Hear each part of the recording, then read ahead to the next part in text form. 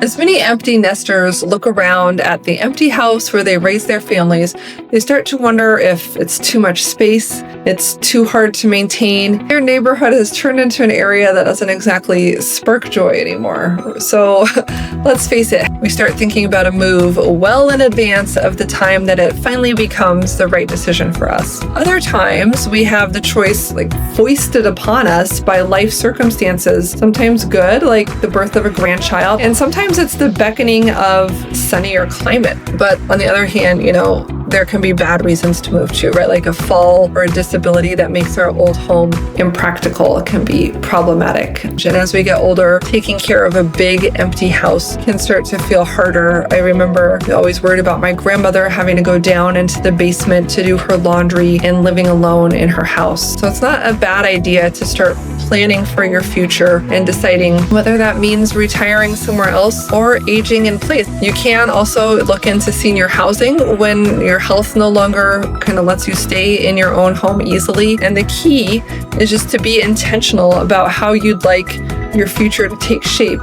Plan it and own it rather than just waiting for it to happen and being surprised when it does. My name is Emily Cressey. I'm a realtor. My website is homeproassociates.com, and I help Seattle area seniors and their families think through housing options so that you can make smart choices about how to practically enjoy the years that lie ahead.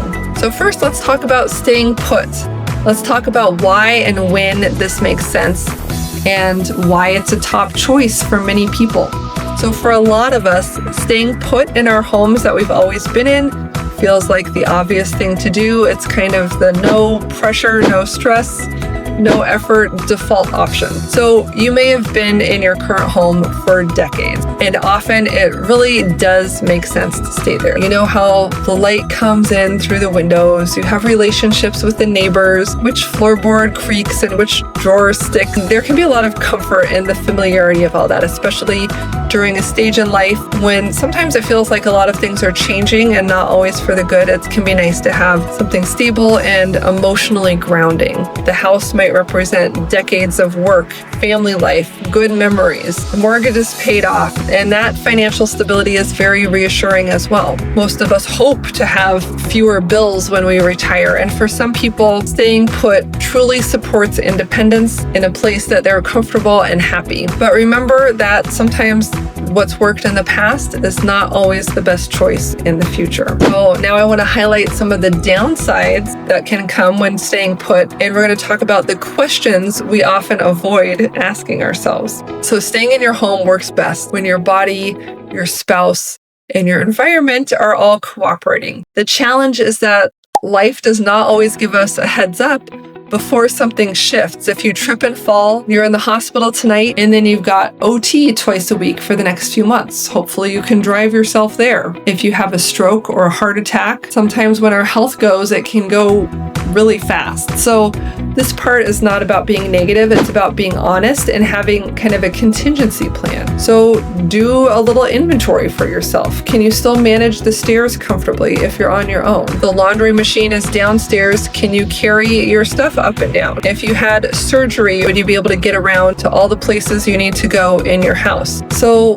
life changes, and you should expect it to change, and you either have to plan ahead or adapt afterward. And that's kind of the risk of waiting until a decision is forced. It might not be leading you to the optimal outcome as if you had planned ahead. So selling can actually be a relief for some families. And selling your home is less about giving up on something and more about creating breathing room and maybe creating a deliberate and intentional future for yourself. If you anticipate healthy aging, then you can think about whether your house can adapt to you if the need would arise. Can you add a wheelchair ramp or a stair lift? Could you live primarily on the main level? Would it make sense to buy a different home, maybe a one-level home or a condo where you could age in place more easily? But for a lot of people, having those walkable activities were more accessible They saw more people on a regular basis. They didn't feel so isolated. And when it comes to healthy aging, being around people and talking to people is a major factor more than what you eat or your exercise. It's how many people you talk to in a day. So not self-isolating. A different home can sometimes be a better place to kind of live without assisted living. You can stay there for longer. You're going to have less stairs. Like I have a condo that I'm listing right now. You can go from the parking lot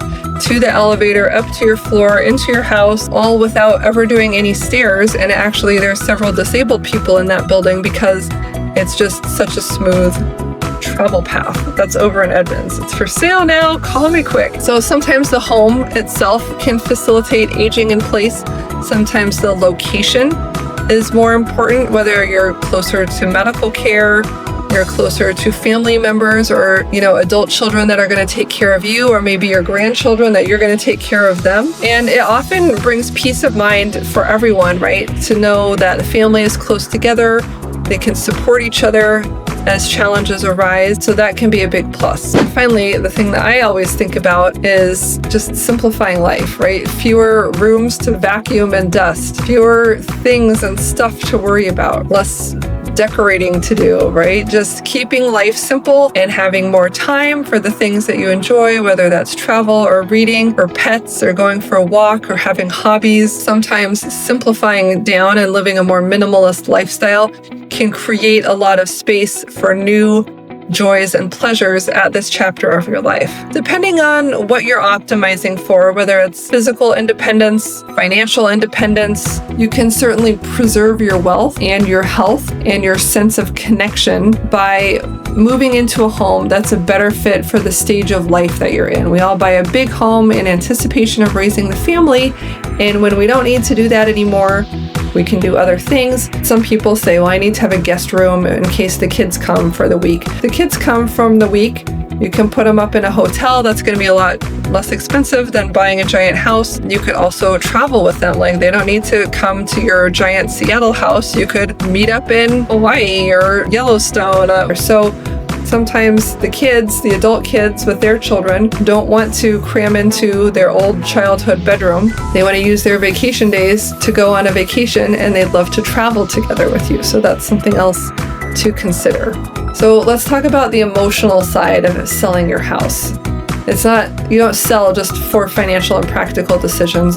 It's also very emotional in leaving a home that you've spent a lifetime in. There can be a worry about making a wrong choice that you might regret later, and there can be discomfort with any change. But having these feelings doesn't mean that you're making the wrong choice.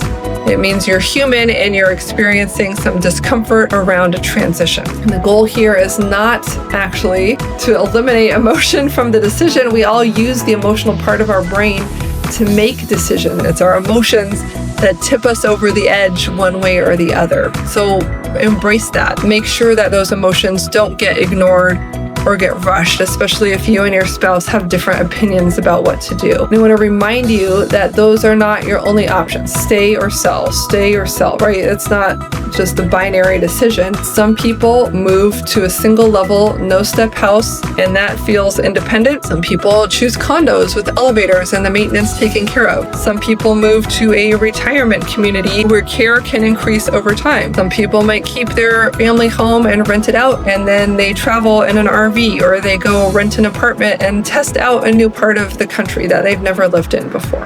And some people enjoy a seasonal lifestyle. They're snowbirds and they spend part of the year in Arizona or Hawaii, and then part of the year here in their home in the Puget Sound. The right option for you is going to depend on your health, your finances, your personality, and your support systems, not just the age that you are, okay? So this is not about predicting the future, but it's about being kind to yourself and taking care of yourself by preparing and thinking about how you might handle the most likely couple of outcomes. When you think ahead while things are calm, you're giving yourself choices, and when choices disappear or taken away from you, you have to make decisions under pressure. It's a lot harder to get the outcome that you want. You might be forced into an assisted living and you haven't had a chance to visit it before. I mean, it's better to tour these things, get your name on a couple wait lists, or, go visit an area that you think you might move to So take your time